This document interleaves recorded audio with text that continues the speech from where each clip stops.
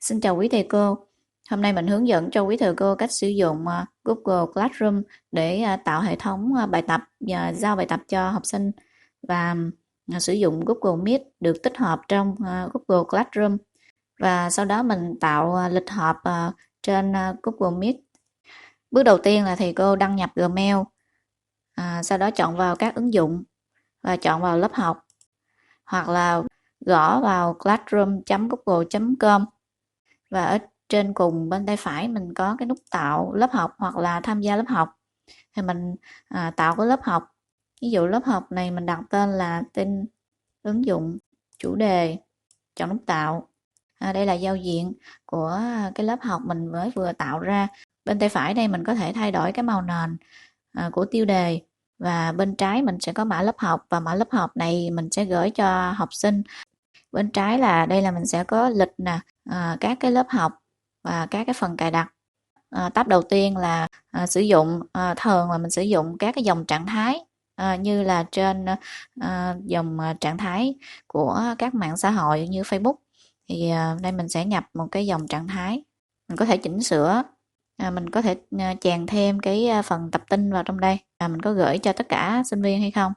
Rồi mình lưu lại. Thì đây là dòng trạng thái này, mục đích là để thông báo. Rồi tab thứ hai là bài tập trên lớp. Rồi tab thứ ba mình có thể mời sinh viên bằng cách chọn vào đây.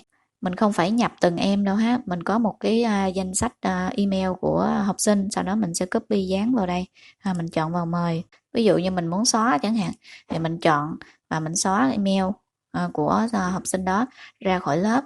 Quay qua phần bài tập trên lớp thì trong bài tập này, cái nút tạo này mình sẽ có các cái dạng bài tập, các cái dạng câu hỏi. Đây mình tạo thử một cái bài tập kiểm tra. Chọn vào tệp đính kèm, thì trong tệp đính kèm này có gồm những cái file mà được lưu trên Google Drive, hoặc là lấy từ một cái liên kết, hoặc là thậm chí mình có thể chèn một cái đường dẫn tới một cái video được up lên trên YouTube. Rồi mình có thể chọn vào tìm một cái YouTube chẳng hạn. Mình mở cái kênh YouTube mà mình đã tải video, mình chọn vào cái nút chia sẻ, sau đó mình chọn sao chép, mình quay lại ha, mình dán vào đây và tìm. Hay mình sẽ chèn cái mình sẽ đính kèm cái video này.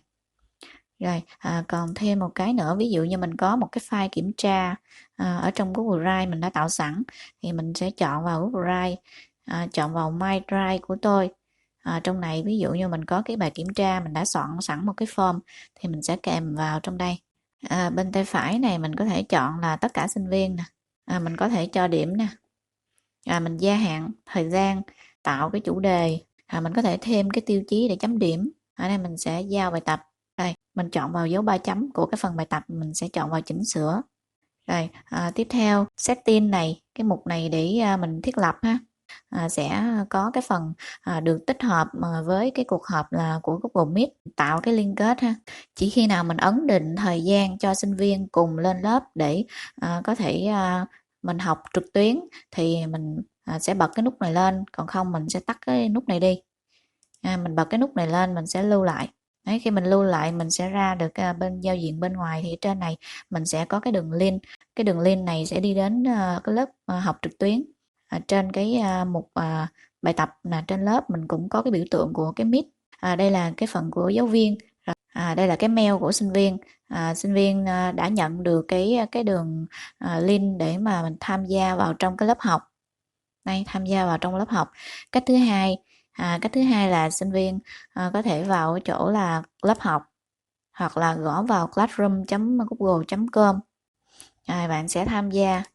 Đây, trong giao diện này của sinh viên thì sinh viên sẽ thấy được cái link để mà giáo viên bật cái lớp học trực tuyến, thì sinh viên sẽ click vào trong này để tham gia vào cái lớp học. Và bạn có thể mở xem cái phần bài tập mà cô đã giao. Phần bài tập mà cô đã giao, xem bài tập và thực hành. Bây giờ mình quay trở về cái tài khoản của giáo viên. Ví dụ ở đây là giáo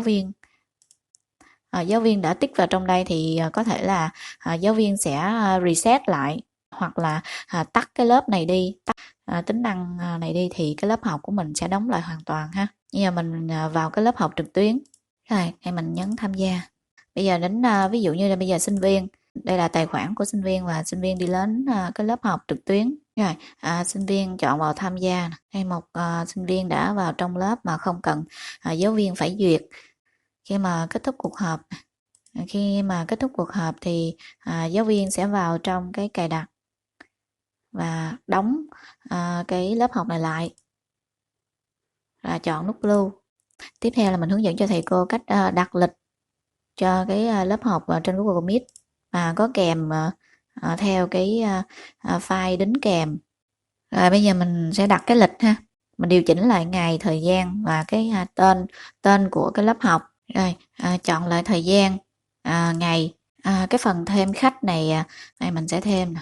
Chọn vào thêm mô tả, thêm vị trí. Khi mình chọn vào thêm vị trí thì cái phần Meet này nó sẽ mở ra cho mình nè.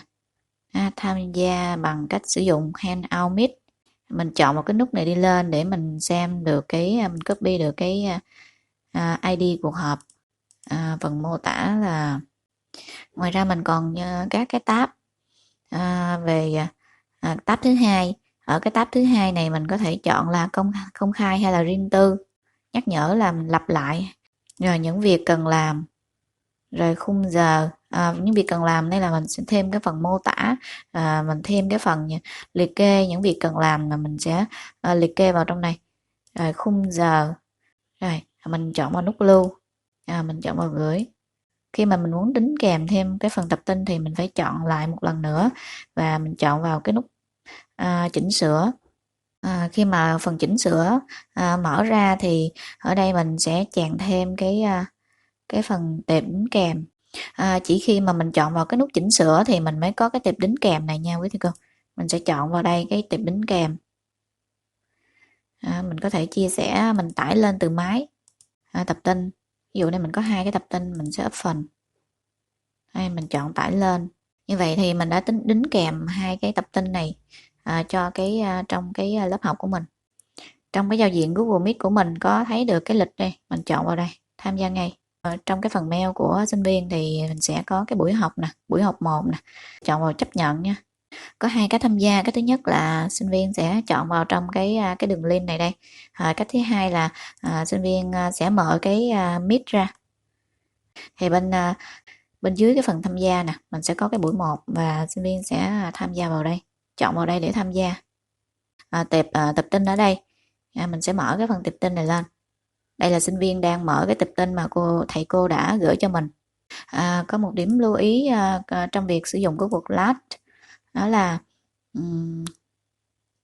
thầy cô sẽ chọn ngay chỗ cái mọi người nè. Trong này thầy cô sẽ chọn vào trong mời học viên.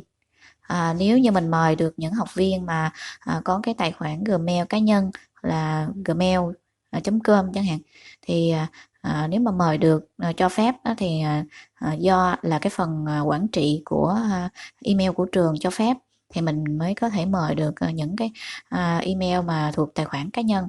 Còn nếu như mình không mời được thì chỉ có thể là mời được những cái Gmail mà thuộc cái hệ thống của trường. Thì lúc này mình sẽ có những cái giải pháp là mình sẽ sử dụng cái Gmail cá nhân của mình để mình mở lớp, mà mình sẽ mời các cái sinh viên có cái tài khoản Gmail cá nhân. Thì ở đây mình đang sử dụng cái tài khoản Gmail của trường, thì mình chỉ có thể sử dụng là để mình mời các cái giáo viên và học sinh có cùng hệ thống mail của trường tham gia vào trong cái lớp học Classroom của mình. Như vậy là phần hướng dẫn của mình đến đây là kết thúc. Xin cảm ơn quý thầy cô đã theo dõi.